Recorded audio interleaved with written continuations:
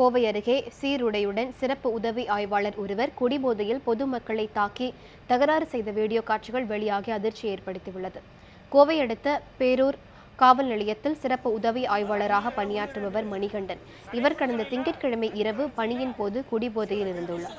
மேலும் போதை அதிகரித்த நிலையில் மணிகண்டன் கோவை சிறுவாணி சாலையில் ரோந்து பணியில் ஈடுபட்டுள்ளார். காளம்பாளையம் பகுதியில் கடைகளை அடைக்குமாறு உரிமையாளர்களிடம் மணிகண்டன் தகாத வார்த்தைகளால் பேசி தகராறு செய்ததாக கூறப்படுகிறது. மேலும் உணவகம் பெட்டி கடை உரிமையாளர்கள் இருவரை சிறப்பு உதவி ஆய்வாளர் மணிகண்டன் கடுமையாக தாக்கியதில் ஒருவருக்கு காயம் ஏற்பட்டுள்ளது. இதைத் தொடர்ந்து மணிகண்டனை சுற்றி வளைத்து பொதுமக்கள் வாக்குவாதத்தில் ஈடுபட்டனர். இதுகுறித்து காவல்துறை அதிகாரிகளுக்கு பொதுமக்கள் தகவல் அளித்தனர்.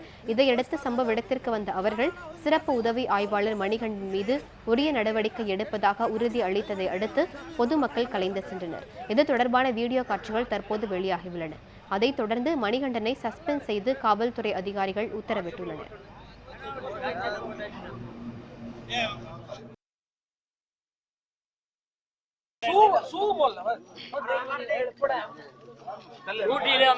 கிடையாது.